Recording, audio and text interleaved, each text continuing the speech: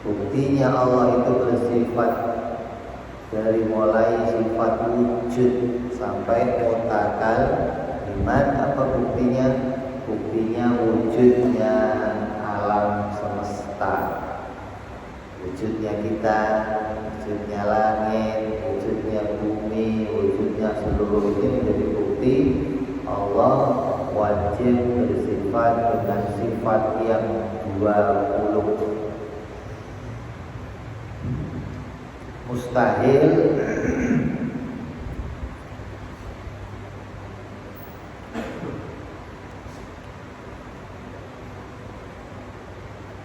Mustahil apabila Allah memiliki lawannya dari sifat yang 20.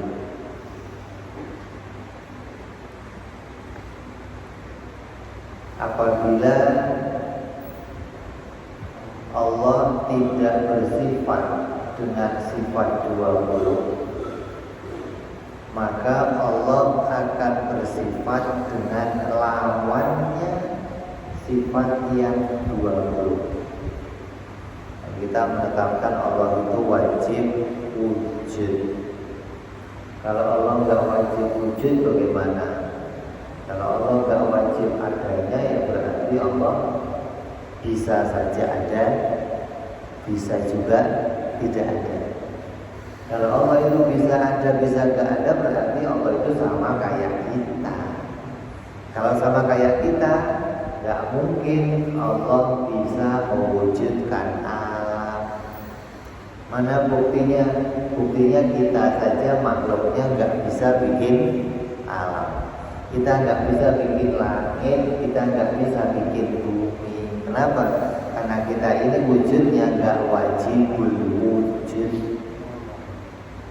Karena kita wujudnya jaiz, ada ya boleh, nggak ada ya boleh. Karena kita nggak wajibul wujud, maka kita nggak bisa bikin langit bumi. Jadi Allah bisa bikin langit bumi, maka jadi bukti Allah itu wujudnya wajib. Itu Allah juga kidamnya wajib, bakoknya wajib, sampai yang 20 sifat. Kalau Allah nggak kidam, kenapa? Kalau Allah nggak kidam berarti ada awalnya. Kalau ada awalnya, sama kayak kita. Kalau sama kayak kita, ya nggak bisa bikin langit bumi. Allah wajib bakok. Kalau nggak wajib bakok bagaimana? Berarti boleh hancur. Kalau boleh hancur, sama kayak kita. Kalau sama kayak kita, ya nggak bisa bikin langit bumi. Allah wajib mukhalafah. Tidak ada bedanya dengan segala wajib, berbeda dengan segala sesuatu. Kalau Allah nggak wajib mukhalafah bagaimana? Ya pasti akan ada lawannya, yaitu punya persamaan. Kalau punya persamaan, sama kayak kita. Kalau sama kayak kita, nggak bisa bikin langit dan bumi. Ya, itu wujud lawannya tiada. Bukti Allah wajib bersifat 20 adalah wujudnya alam. Karena dengan wujudnya alam kita mengetahui yang menciptakan wajib sifatnya 20. Kalau enggak bagaimana? Tidak akan bisa bikin alam. Boro-boro bikin langit, boro-boro bikin bumi. Bikin sesuatu yang kecil, tai lalat aja kita nggak bisa. Apalagi bikin langit, bikin bumi. Kenapa? Karena kita tidak bersifat dengan sifat yang 20. Andai kita disebutkan, kita kan sifatnya juga ada sifat 20, tapi sifatnya nggak wajib. Seperti apa? Kita melihat, Allah melihat. Kita bicara, Allah bicara. Kita mendengar, Allah mendengar. Tapi sifat kita bukan sifat yang wajib. Mendengarnya kita jaiz, melihatnya kita jaiz, bicaranya kita jaiz, ilmunya kita jaiz. Kalau ilmunya Allah wajib, mendengarnya Allah wajib. Maka dengan adanya semua sifat-sifat itu, Allah bisa menciptakan langit dan bumi. Jadi ini yang bisa dipahami, yang dipahami oleh orang yang berakal sehat. Gitu loh. Makanya kenapa kok kita itu wajib kenalnya Allah cuma 20. Padahal di dalam Asmaul Husna Allah menyebutkan ada 99 nama dan sifat-sifat Allah ada 90. Kok di dalam keputusan ulama kita wajibnya kenal cuma 20, kenapa? Karena dengan 20 sifat itu kita sudah bisa menunjukkan Allah itu pencipta langit bumi. Itu loh. Adapun sifat-sifat yang lain, Ar-Rahman, Ar-Rahim, Al-Malik, Al-Quddus, As-Salam, itu masuk ke dalam perbuatan Allah. Itu loh. Allah itu perbuatannya apa? Yang Maha Pengasih, Maha Penyayang, Maha Merajai, Maha Menguasai, Maha Memaksa. Itu bicara sifat-sifat perbuatan Allah. Kalau bicara sifat dirinya Allah, ya 20 ini sudah cukup. Itu loh. Dengan 20 ini kamu sudah bisa kenal, ini loh Tuhan, ini loh yang menciptakan langit dan bumi. Itu loh. Kalau kamu nggak kenal sifat yang 20, kamu nggak bisa mengenali pencipta langit bumi. Tahunya ya namanya Allah. Kalau cuma tahu namanya Allah, nanti akan memikirkan keadaan Allah seperti keadaannya orang-orang yang menyembah Tuhan selain Allah. Karena mereka semua mengenal nama tapi nggak mengenal sifat. Gitu. Karena kamu kenal namanya Allah dan harus kenal sifatnya Allah. Bedanya apa dengan pelajarannya orang-orang Salafi, dengan orang-orang Wahabi, dengan orang-orang Mu'tazilah? Bedanya apa? Oh, mereka mengenal sifat Allah, mereka mengenal namanya Allah sesuai dengan yang ada dalam Al-Quran. Kalau dalam Al-Quran Allah menyebutkan dirinya punya tangan, harus diimani. Yang gak iman Allah punya tangan, ingkar Al-Quran. Di Al-Quran Allah menyebutkan Allah punya wajah. Ya. Oh ya Allah, wajah Rabbika dzul jalali wal ikram. Maka siapa yang gak mengimani Allah punya wajah, kafir. Siapa yang gak iman Allah punya tangan, kafir. Itu pelajarannya Salafi begitu. Kenapa? Karena mereka mengenal Allah semua dari Al-Quran. Akalnya nggak dipakai sama sekali. Kita nggak begitu. Allah menyebutkan sifat-sifatnya dalam Al-Quran. Itu kadang sifat-sifat itu menggunakan kalimat mutasyabihat, kalimat yang harus ditakwil, sehingga tidak boleh diimani sebagaimana zahirnya. Seperti perkataan yadullah fawqa aydihim, tangan Allah di atas tangan-tangan mereka, atau Allah menciptakan langit bumi dengan tangannya, dengan tangannya. Di Quran kadang menyebutkan kalimat tangan pakai kalimat mufrad, yad. Kadang menyebutkan pakai kalimat musanna yadan. Kadang menyebutkan pakai kalimat satu tangan, kadang menyebut pakai dua tangan. Nah sebenarnya Allah tangannya berapa? Satu, apa dua, apa banyak? Gitu loh. Sebagaimana yang digambarkan oleh orang-orang India. Tuhan itu ya tangannya banyak, masa tangannya dua, kurang lah. Begini ini kan nggak bisa yang lain. Kalau tangannya banyak kan enak kerja ini bisa. Itu loh gambarannya orang-orang India. Nah kita orang Islam nggak boleh begitu. Justru Allah nggak butuh tangan. Itu mestinya tuh. Kalau Allah kerjanya pakai tangan terbatas, itu mestinya. Jadi tidak mungkin Allah itu wujudnya bertangan, nggak mungkin gitu loh. Kalau bertangan berarti terbatas, sama kayak Allah bermata.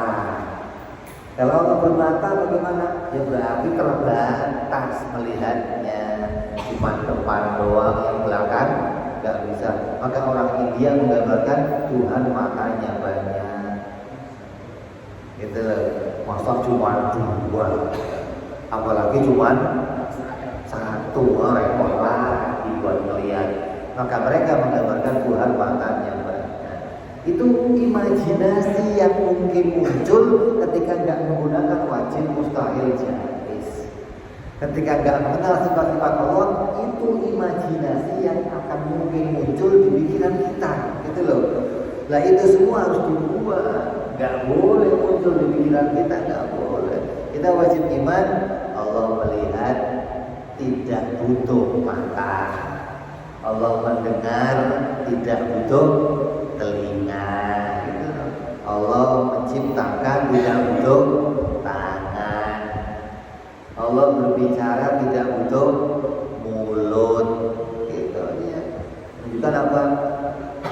Bahwa Allah menciptakan sesuatu tanpa batas. Allah mampu menciptakan apa saja tanpa batas. Kalau pakai tangan bagaimana? Ya terbatas. Allah melihat tanpa batas. Kalau pakai mata bagaimana? Ya terbatas. Jadi ini semua membukti bahwa wujudnya alam ini jadi bukti Allah itu wajib bersifat sifatnya 20. Kalau kurang satu gimana Bim? Kalau 20 itu kurang satu aja gimana? Kalau kurang satu nggak bisa bikin alam, harus 20. Kurang nggak bisa. Nambah bisa Bim? Bisa. Kalau akal kamu sanggup menemukannya. Kayaknya bro. Kan sifat Allah itu nggak cuma 20. Sifat sempurna bagi Allah itu ya tidak terbatas. Yang maha itu bagi Allah nggak terbatas. Menunjukkan sifat yang sempurna. Sifat yang sempurna itu yang bagaimana? Sifat yang sempurna itu sifat yang layak dipuji. Itu namanya sifat sempurna, gitu loh. Nah sifat yang nggak sempurna, sifat yang nggak layak dipuji. Nah semua sifat Allah itu sempurna dan jumlahnya tidak hanya 20. Tapi ulama memutuskan 20 itu maknanya mencukupi, gitu loh. Cukup kenal 20 ini, kamu akan kenal Tuhan, kamu akan kenal Allah. Kurang satu sifat tidak akan bisa menciptakan langit. Coba dari 20 kamu kurangi satu, umpamanya apa? Itu umpamanya sifat apa? Dikurangi sifat satu.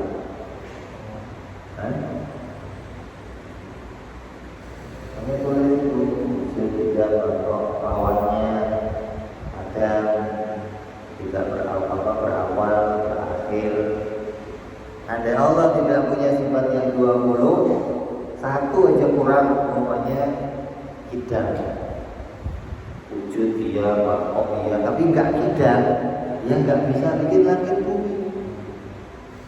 Wujud kidang, tapi enggak makhluk, ya enggak bisa bikin langit bumi, gitu loh.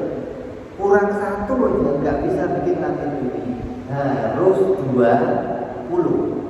Dengan 20 itu Allah sempurna sebagai Tuhan dan menciptakan langit dan bumi adalah kemampuannya.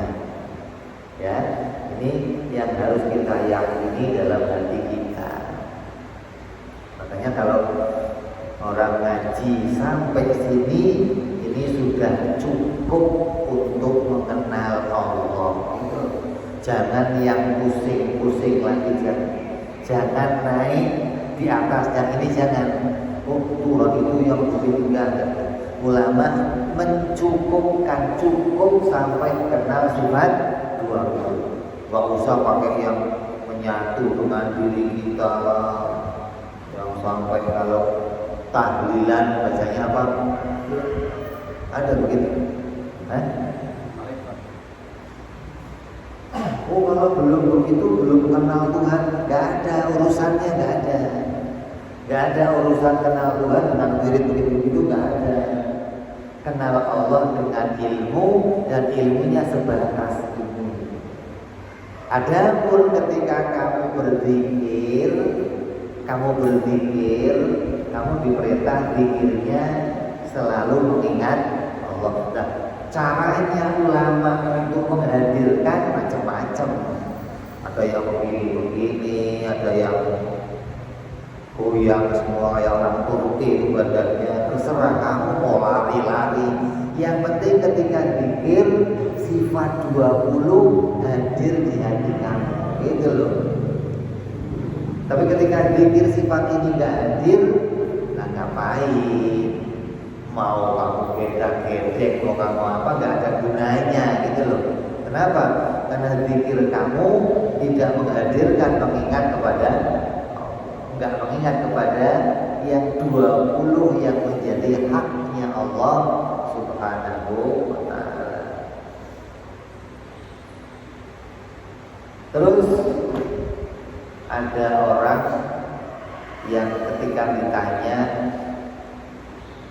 kamu iman enggak sama Allah? Iman. Tapi imannya sebatas Allah itu ada. Pencipta langit bumi ini ya pasti ada. Maka iman kita enggak cukup mengenal cuman adanya Allah, enggak cukup. Pokoknya Allah itu ada, saya nyembah Allah. Gak cukup, ulama memutuskan gak cuma mengenal sifat ada. Ada itu kan sifat yang pertama, namanya apa? Wujud, atau artinya ada. Kenalnya Allah jangan satu sifat doang, masa wujud doang gimana sih?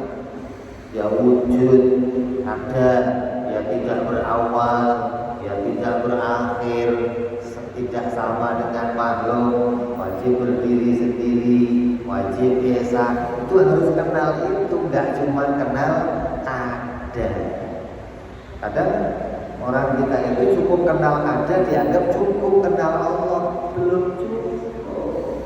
Nah kalau cuma kenal ada, matahari juga ada, kita ada, langit bumi ada. Bedanya di mana? Bedanya ya sifat berikutnya. Adanya Allah tidak berawal, adanya Allah tidak berakhir. Itu dong. Adanya Allah tidak sama dengan makhluk. Adanya Allah berdiri sendiri. Adanya Allah esa. Maka 20 sifat itu mengantarkan kita kenal kepada Allah dengan sempurna. Ya. Jadi jangan ngaji lebih dari itu, juga jangan dikurangi dari itu, gitu loh. Udah kalau sudah ulama ngomong cukup segitu, sudah ikut aja cukup segitu. Kenapa? Ulama memutuskan ini bukan keputusannya sendiri, tapi ijma. konsensus kesepakatannya para ulama. Ulamanya siapa? Ya yang jelas bukan menteri agama ulamanya lah gitu lah. Kalau menteri agama repot ulamanya. Kalau urusan azan aja rame. Ulamanya siapa? Para imam-imam terdahulu. Yang bagaimana? Yang Qurannya hafal, hadisnya hafal jutaan hadis. Bukan satu kitab, bukan, jutaan hadis. Kitab Bukhari Muslim, Sahih Bukhari Muslim yang sering dibaca di pesantren kaji, itu jumlahnya hadis cuma 7.000. Berapa? Nah kalau untuk sampai sejuta kurangnya berapa? Lah kamu baru hafalnya Bukhari Muslim aja belagu amat sih. Udah putusin 20 ini gak bener. 20 gak bener lah, yang bener berapa? Kenal Allah harus 99. Lah banyak banget. Mau 20 aja cukup. Kok cukup? Artinya dengan 20 itu kita bisa mengenali Allah. Kok kamu bisa 99? Pentol. Mau 20 aja gak hatam-hatam, 99 kapan hatamnya? Yang 20 aja gak kaji pulang balik aja ya. Maka anak-anak kita sejak dini sudah disuruh ngapalin sifat 20. Kenapa? Ini pedoman gitu. Jangan ditambahin, jangan dikurangin gitu. Kenapa? Karena dengan 20 ini akal yang sehat akan bisa memahami Allah sempurna gitu. Tidak berawal, tidak berakhir, tidak sama dengan makhluk, berdiri sendiri, esa, kuasa, berkehendak, berilmu. Ini semua sifat sempurna. Dengan sifat itu tampak kesempurnaan ketuhanan. Dan buktinya apa? Buktinya barunya alam. Kenapa kok pakainya barunya alam? Gak pakai wujudnya alam. Bedanya apa? Barunya alam dengan wujudnya alam. Baru itu sifat. Ini wujud. Ini salah satu wujud. Bukti ini wujudnya alam. Gelas ini wujud. Lah yang mau dijadikan dalil apanya? Barunya. Bukan wujudnya, bukan, tapi barunya. Apa itu baru? Baru itu sesuatu yang tadinya nggak ada. Jadi itu namanya baru. Apapun barang yang tadinya nggak ada terus jadi ada disebut baru. Nah, setiap barang baru nggak mungkin wujud sendiri, gitu loh. Masa sih ada barang tadinya nggak ada jadi ada tapi muncul? Mungkin tadinya nggak ada terus jadi ada, munculnya dengan bagaimana? Akal yang sehat tidak akan menerima, gitu loh. Oh ini matahari ini muncul sendiri, gimana sih kok muncul sendiri? Nanti bisa bertahan terus selamanya, sampai selamanya, gimana? Sesuatu yang bisa muncul dari tidak ada, pasti ada yang menghendaki adanya. Kenapa?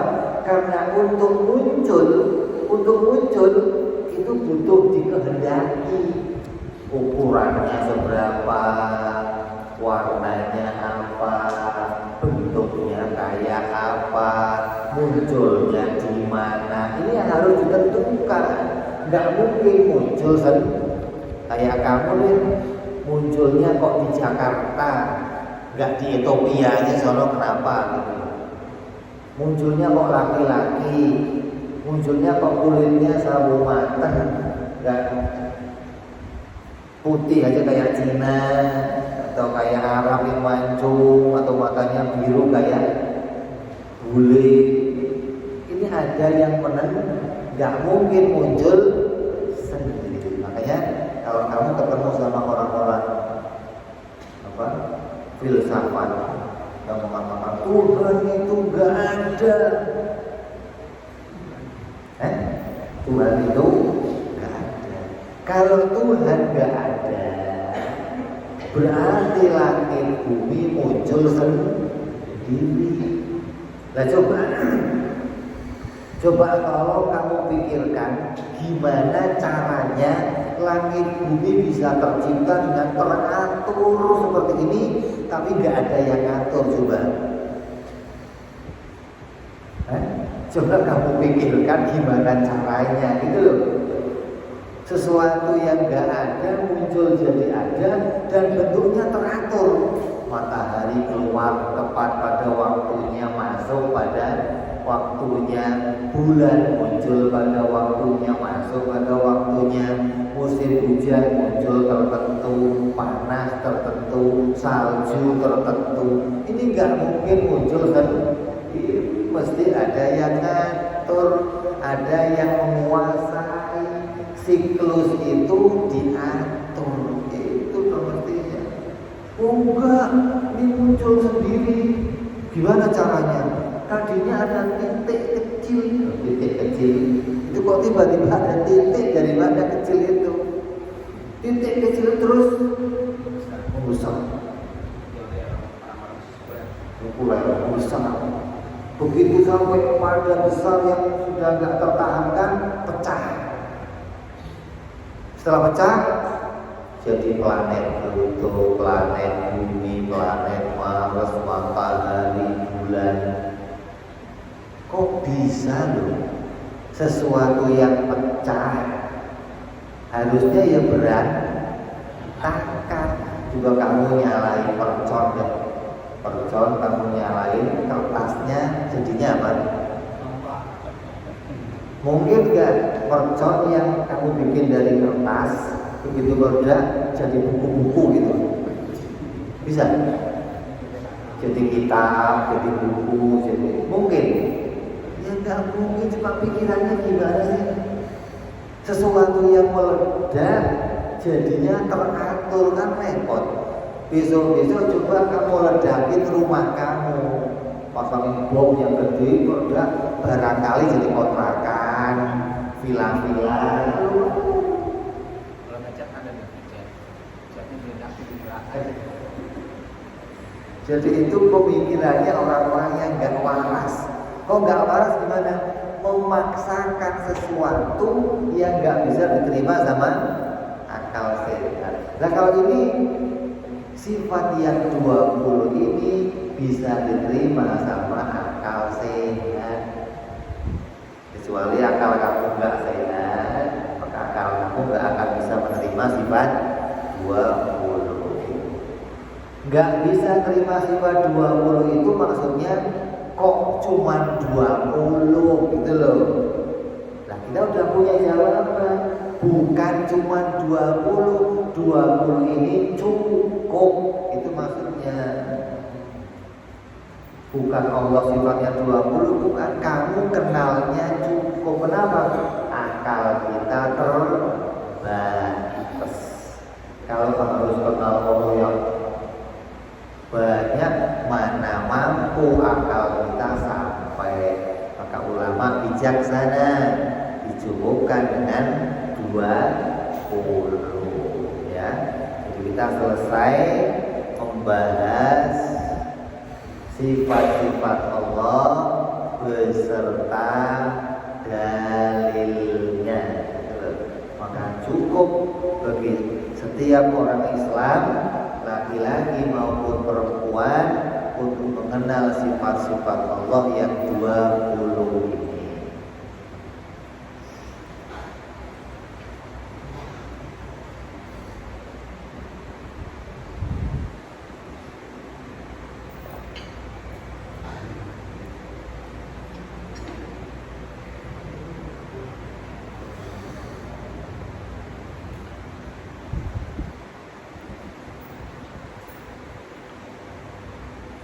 Jadi kalau ada yang ngomong ngaji tauhid hatamnya sampai kapan Bibu? Ngaji tauhid hatamnya ya sampai kamu kenal sifat 20 ini. Kalau kamu sudah kenal sifat 20, berarti kamu sudah hatam kenal Allah. Kalau sudah kenal Allah bagaimana? Tinggal ketika mengingat Allah, sifat ini kamu bawa. Yang tadinya kamu ingat Allah cukup yang disebut namanya doang. Waktu zikir sholat, subhanallah, subhanallah, subhanallah, cuma namanya kamu bawa. Sekarang kamu kenal sifat-sifatnya.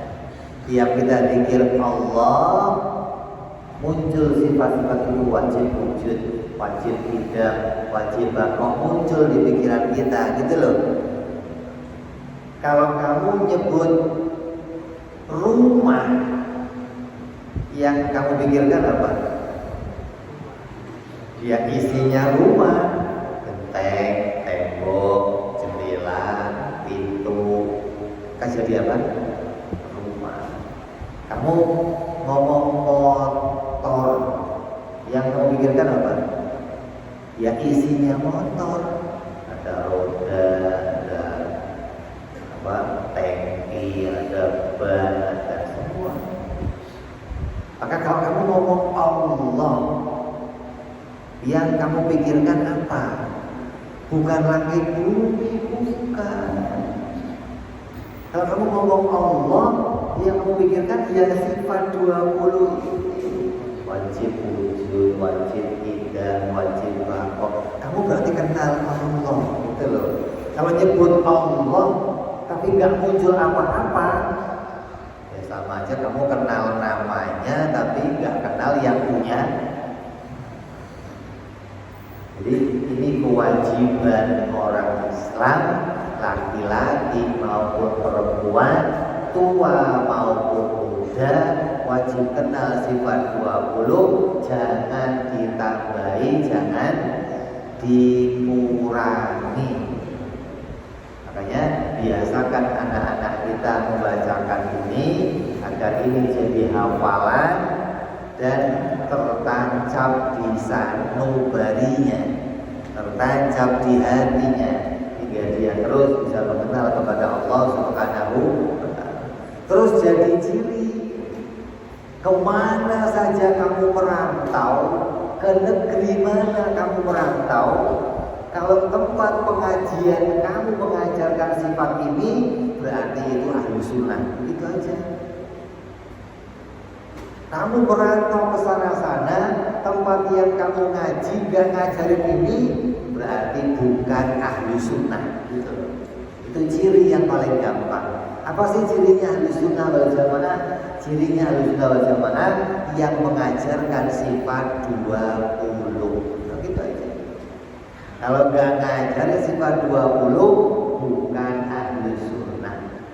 Lo ngajarinnya sholat, fikih, puasa, ya itu kan pakaian. Itu pakaian namanya. Dikatakan al-imanu uryan wa libasuhu taqwa. Iman itu telanjang. Adapun pakaiannya, adapun takwa itu pakaiannya. Sholat, puasa, pakaiannya pembungkusnya. Kalau imannya nggak usah pakai itu, nggak kelihatan. Emang kalau kamu nggak sholat nggak iman gitu. Tetap beriman karena iman urusannya iktikad, urusannya hati. Bagaimana kamu memperdomani, mengenali, meyakini dan membenarkan sifat-sifat Allah dan sifat-sifat para Rasul. Itu namanya iman gitu loh. Jangan sampai kita keluar dari relnya ulama, relnya ahli sunnah wal jamaah. Jadi kamu membekali sifat 20 kepada anak kamu, itu namanya modal utama. Gak usah kamu kasih duit, gak apa-apa. Gak usah kamu kasih rumah, gak apa-apa. Gak usah kamu kasih mobil, gak apa-apa. Asal kamu kasih akidah yang benar, maka dia akan jadi orang yang selamat. Gitu. Jangan kamu anggap, tinggal merantau bawa duit banyak selamat. Kalau merantau bawa mobil selamat. Merantau selamat dunia iya, akhiratnya belangsak. Maka modal utamanya bekali anak kamu dengan akidah. Kemana saja dia merantau selamat, pulang tetap jadi ahli sunnah. Coba, ini pengalaman kita gitu loh. Saya kecil, kita kecil itu di masjid, di musola, ngaji alim-aliman, sholat, baru sampai SMP. SMP mulai malu ke masjid, malu ngaji, mulai keluar betul sekolah, kursus. Sekarang kawan-kawan saya yang dulu banyak yang udah jadi jenggot, jadi wahabi. Kenapa? Karena kehilangan satu mata pelajaran. Apa? Akidah. Kalau dari kecil ditanamkan akidah, maka ketika gede gak akan melenceng kemana-mana, gak akan. Karena kecilnya gak dibekali modal ini, gedenya dia akan cari informasi sendiri. Kalau orang tua gak kasih informasi, ketika dia gaul dengan orang lain, dia akan cari informasi. Dicekokin, nih Qurannya, nih hadisnya, tuh Allah di atas, tuh Allah punya tangan, tuh Allah punya wajah. Bingung dia, bahwa saya nggak ngajarin perasaan, tapi ini kan Quran.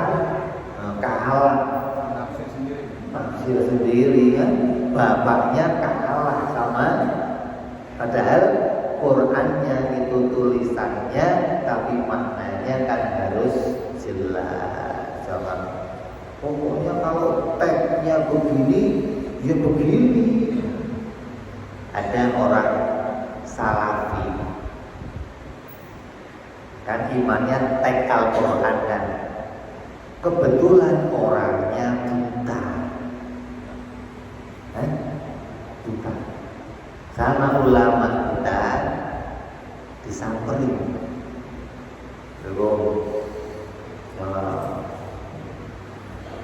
terus diajak ngomong, kamu ini kesian. Kok kesian bagaimana? Di Quran ngomong orang yang di dunia buta, maka di akhirat juga akan buta. Kata dia, ya gak begitu. Loh, kok ditafsirin? Katanya gak boleh tafsir. Itu Quran itu. Man di dunia akma, mobil akhirati akma. Siapa yang di dunia buta, maka di akhirat juga akan dibutakan oleh Allah. Kamu kok apes banget, Pak Kiai. Tapi gak terima. Wah, ya gak begitu. Itu butanya gak buta ini. Loh, ditafsirin. Nakal kamu, giliran sifat Allah nggak boleh ditafsirin, giliran urusan sifat kamu ditafsirin, kan aneh. Memang ayat itu tafsirnya, siapa yang di dunia buta hatinya nggak kenal Allah, di akhirat juga nggak akan ditunjukkan kepada Allah, gitu loh. Bukan buta matanya, bukan. Siapa yang di dunia ini buta, nggak pernah memandang Allah, gak kenal sifat 20, nanti di akhirat juga gak akan jumpa sama Allah. Gitu maksudnya. Dan karena dia gak mau takwil, maunya apa? Teks, makan tuh teks. Apes, udah di dunia pincak, di akhirat pincak. Akhirnya ya enggak begitu lah. Kalau kamu mau menerima takwil, jangan ayat itu doang yang ditakwil dong. Semua ayat yang lain takwil yang memang memerlukan takwil gitu. Jadi kita pegang Al-Quran jangan terpaku sama teksnya doang. itu ada kalimat yang tersimpan di dalamnya yang harus dipahami. Kan Quran itu untuk orang yang berpikir, Quran untuk orang-orang yang kuliah. Kalau ibaratnya sekolah itu ada SD, SMP, SMA, dan kuliah. Maka Allah menurunkan 4 kitab kedudukannya sama. Ada kitab untuk anak SD, anak SMP, SMA, kuliah. Al-Quran itu kitab kuliah. Kenapa nggak turunnya untuk Nabi Musa? Kenapa? Zaman Nabi Musa nggak sanggup terima Al-Quran. Kok nggak sanggup? Isinya ilmiah, isinya ilmu pengetahuan, teknologi. Zaman itu belum sanggup terima teknologi, gitu loh. Maka dikasihnya kitab Taurat. Ceritanya apa? Cuma nasihat, jangan begini, jangan begitu, yang baik begini. Itu isinya Taurat. Isinya Zabur, urusan kalau sakit begini, kalau begitu pula Injil, gitu loh. Jadi jangan dianggap itu kitab ilmiah. Ada kitab ilmiah hanya Al-Quran. Kenapa? Diturunkan pada zamannya orang-orang yang sudah sanggup mulai berpikir, mulai menemukan teknologi, mulai menemukan penelitian. Jadi sempurna Allah memberikan petunjuk kepada kita, ya. Ini selesai, kita membahas sifat yang 20. Ini kita jadikan modal utama untuk ibadah kepada Allah. Kita takbir sholat, yang diingat sifat-sifat Allah. Ini dong. Kita rukuk sujud, yang diingat sifat-sifat Allah.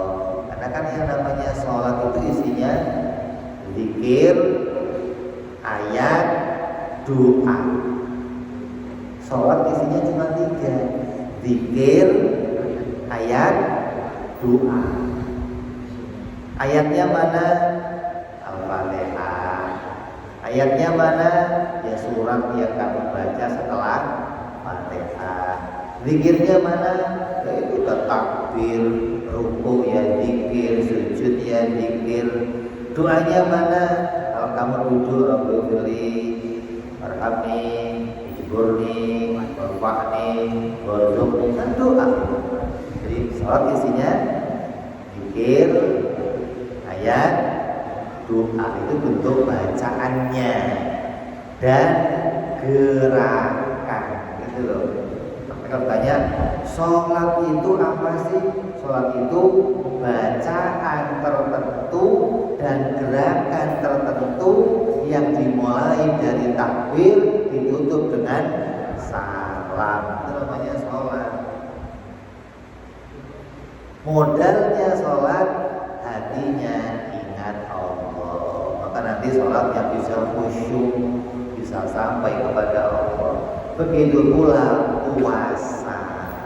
Nah, dikatakan orang yang diundang untuk puasa siapa? Ya ayyuhalladzina amanu kutiba alaikumus shiyam. Yang diundang yang iman kepada Allah. Yang iman ya bagaimana?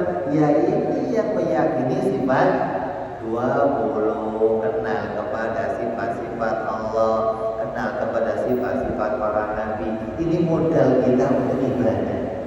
Kamu gak kenal ini, kamu hanya iman-imanan, bukan iman beneran, bukan. Kamu sholatnya sholat-sholatan, puasanya puasa-puasaan, hajinya haji-hajian. Kenapa? Karena cara ibadahnya hanya ikut-ikutan orang lain.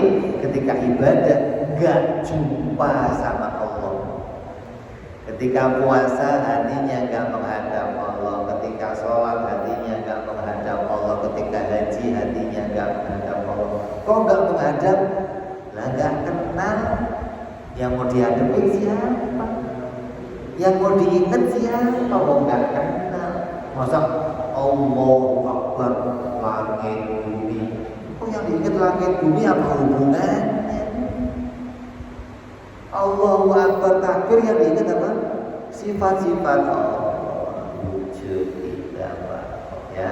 Jadi kita hari ini jadi hari selesainya kita kasih sifat 20. Yang kita bahas baru 2 macam, sifat yang wajib dan sifat yang mustahil.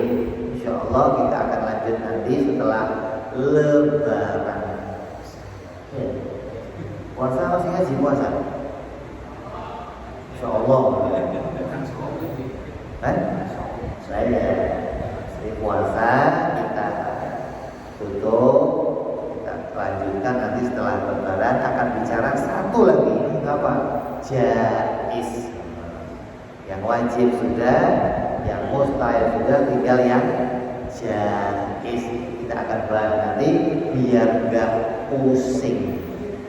Kita pisahkan wajib dulu, mustahil, baru nanti bicara jaiz.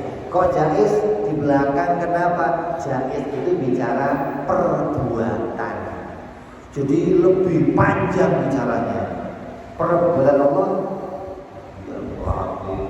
Nanti kita akan bahas satu persatu tentang perbuatan Allah. Yang sekarang kita bahas sifat wujudnya Allah, sifat zatnya Allah. Kemudian hari ini juga sekalian tawakuf sementara, kita tutup sementara untuk menutup kajian yang seminggu sekali, bahkan setengah bulan sekali, sebulan sekali kita tutup. Kita lanjutkan dengan apa? Kajian yang setiap hari. Insyaallah dalam Ramadan nanti akan ada kajian yang setiap hari. Itu apa? Biasanya ada kultum ya. Kalau habis tarawih ada kultum, habis subuh ada kultum. Walaupun cuma 7 menit, 10 menit, ingatkan umat tentang wasiat-wasiat takwa, wasiat-wasiat keimanan, agar selama kita puasa iman kita terjaga, tidak bergeser-geser kepada sesuatu yang rusak. Dan saya khususnya pribadi mengingatkan bahwa Ramadan adalah hari yang sangat istimewa. Kita sampai kepada sekarang bulan Sya'ban, sudah lebih dari 15 Sya'ban, maka hari-hari ini kita sudah dilarang puasa. Jadi jangan puasa selama hari-hari ini sampai nanti masuk tanggal 1 Ramadan, kecuali mau qadha. Oh, saya utang bib tahun lalu belum dibayar, bayar sekarang. Biasanya bagi wanita yang haid, yang nifas, punya halangan maka dibayar. Laki-laki yang sakit, yang musafir, kalau laki-laki M ya berarti males gitu. M berarti males gitu. Ya, kan? Maka, tapi kalau yang sudah biasa mengerjakan puasa sebelumnya boleh. Senin Kamis, puasa Daud, udah biasa dari awal Sya'ban atau awal Rajab, boleh diteruskan sampai walaupun sudah 15 Sya'ban. Tapi kalau belum biasa, jangan dimulai setelah 15 Sya'ban. Kenapa? Ini masa persiapan kita, menguatkan fisik kita agar nanti 1 Ramadan kita punya fisik yang kuat, punya fisik yang kokoh untuk mulai menghadapi bulan Ramadan. Kemudian hari-hari ini harus kita bekali dengan apa? Dengan banyak meminta maaf kepada orang tua sebagai anak, minta maaf kepada suami sebagai istri, dan minta maaf kepada tetangga sebagai sesama muslim. Agar apa? Agar seluruh amal kita nanti di bulan Ramadan sudah bersih kesalahan kita dari sesama muslim, sesama manusia. Dikatakan siapa orangnya yang masuk Ramadan tapi dia masih menyimpan permusuhan, yang belum minta maaf, baik musuh sama orang tua, istri musuhan sama suami, tetangga musuhan sama tetangga, maka dia tidak termasuk orang-orang yang diampuni oleh Allah Subhanahu wa Ta'ala. Orang yang masih melakukan yang haram-haram, masih melanggengkan minum arak, melanggengkan zina, melanggengkan riba, melanggengkan berbuat yang haram, sampai Ramadan tidak akan diampuni oleh Allah Subhanahu wa Ta'ala. Maka stop. 15 Sya'ban stop. Kita minta maaf kepada orang tua, datangi orang tua kita, datangi suami kita, datangi tetangga kita, saling minta maaf agar urusan kita kepada manusia selesai.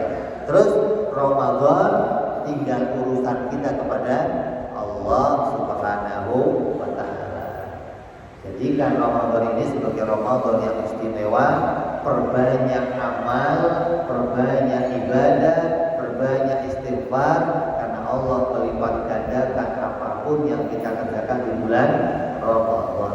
Yang sunnah diangkat pahalanya menjadi wajib, yang wajib dilipat gandakan menjadi sesuatu yang kita nggak tahu berapa pahalanya. Kata Allah, as-saumu li wa ana ajzi. Puasa itu untukku. Kok untukku kenapa? Karena nggak ada yang tahu kita puasa atau nggak puasa.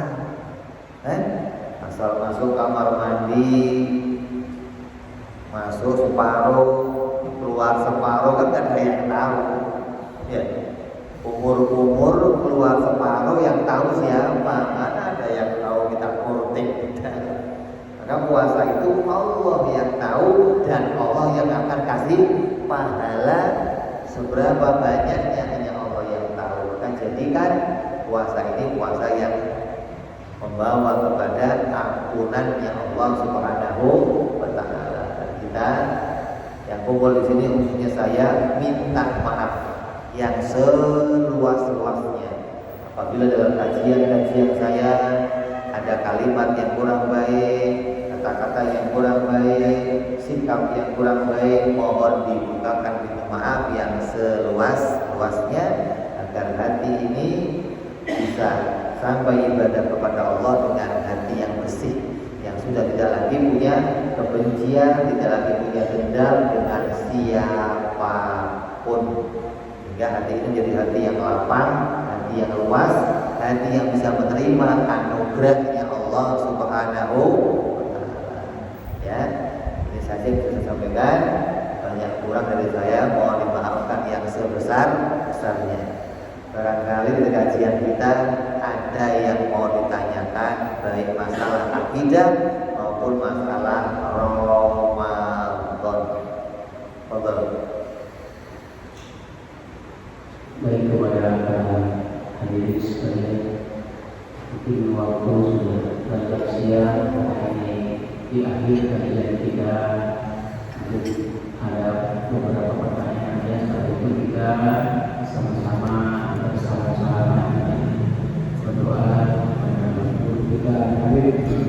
Semoga apa yang disampaikan dari awal hingga hari ini kita sama-sama bersih saling memaafkan. Bagi berkesempatan satu pertanyaan.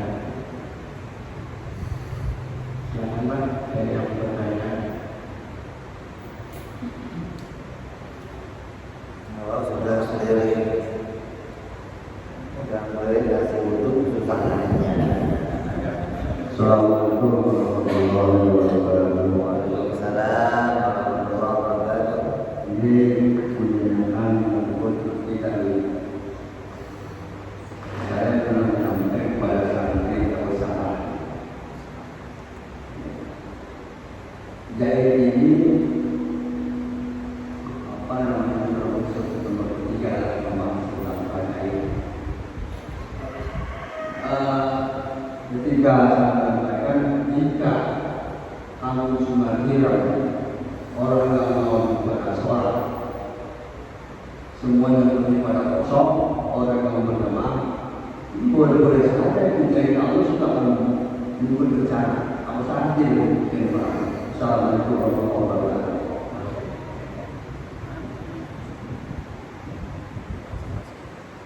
Itu mau ngecek.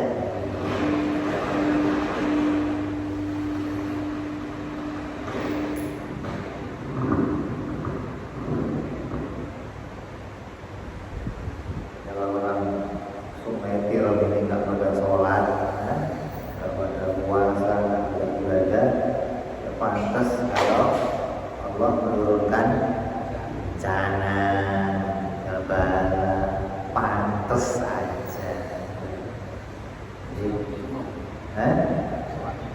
Iya, jadi jangan sampai kita yang membuka pintu bala, gitu loh. Jangan sampai kita jadi orang yang membuka pintu bencana. Karena bencana itu ada sebabnya. Sebabnya ya kadang kita sendiri yang lalai menyebabkan bencana itu. Mudah-mudahan Kampung Bambu Kuning, khususnya Marunda, Jakarta Utara diberikan keamanan oleh Allah Subhanahu wa Ta'ala. Orang ngomong Tanjung Priok mah tempatnya preman, kata siapa? Belum pernah masuk aja ke Priok itu dulu kan. Sekarang udah nggak ada premannya, nggak ada. Udah jadi santri semuanya, udah ngaji udah kan. Kampung santri, insya Allah. Ada yang lain? Ya, siapa lagi? Kalau nggak ada saya sendiri dan bertanya. Ada jawab? Baik, sekali lagi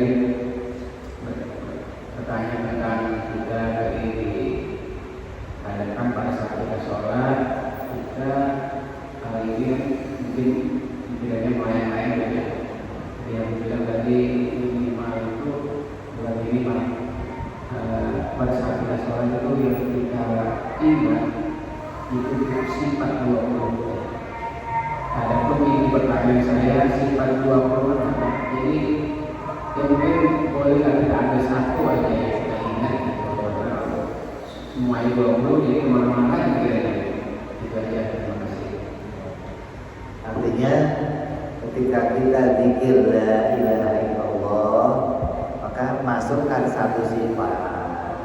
Zikir la ilaha illallah masukkan satu sifat. Gitu loh, kan? Jadi dalam setiap zikirnya ingat Allah, satu sifat Allah, satu sifat Allah. Kalau nanti sudah 20 ini melekat, asal kamu nyebut Allah, nanti kamu sudah connect, nggak usah satu-satu, nggak usah, gitu loh. Ibarat kamu ngomong mobil, ya udah nyambung aja langsung, karena sudah terbiasa mengingat mobil. Tapi kalau belum biasa, ya repot, gitu loh. Makanya dengan membiasakan satu, nanti dalam waktu yang nggak lama, kamu nyebut Allah, sudah tercetak di pikiran kamu, Allah yang kita kaji ini. Bukan Allah yang dulu kamu imani, bukan yang berantakan, enggak yang isinya semacam-macam, buang semua itu, ganti dengan Allah yang kita kenal, dengan sifat-sifat yang tanzih, yang bersih dari kesamaan, dari keserupaan, dari kemiripan. Ini yang harus kita imani sekarang. Jadi jangan sampai apa yang kita jadikan ibadah lepas dari mengingat Allah. Kalau pas sholat pikirannya kemana-mana, kembali ingat Allah, hatinya zikir Allah, Allah, Allah, wujud, hidam, bako, mukhalafah. Hatinya bunyi begitu, mulutnya baca, hatinya bunyiin Allah, wujud, hidam, bako. Kalau sudah lancar, cukup ngomong Allah, Allah, Allah, Allah, Allah. Hingga pikirannya gak akan terbawa kemana-mana. Ketika hati kamu kosong dari ingat Allah, mulutnya baca apapun, mesti pikirannya. Kenapa? Karena hatinya kosong dari mengingat Allah, kosong dari menyebut Allah. Maka usahakan itu agar ibadah kita jadi punya nilai di hadapan Allah Subhanahu wa Ta'ala, ya. Insyaallah ini kajian kita Mudah-mudahan kita bisa berjumpa lagi nanti dalam keadaan yang sehat, keadaan yang istimewa. Kita mohon kepada Allah, Allahumma barik lana fi Sya'ban wa ballighna Ramadan. Allahumma barik lana fi Sya'ban wa ballighna Ramadan. Allahumma barik lana fi Sya'ban wa ballighna Ramadan. Sallallahu alaihi Muhammadin wa ala alihi wasallam wa ila hadratin Nabi al-Fatihah. A'udzu billahi minasyaitonir rajim. Bismillahirrahmanirrahim. Alhamdulillahirabbil alamin arrahmanir rahim maliki yaumiddin. Iyyaka na'budu wa iyyaka nasta'in. Ihdinas siratal mustaqim. Shiratal ladzina an'amta 'alaihim ghairil maghdubi 'alaihim waladdallin. Amin. Ya Rabbana i'tarafna fi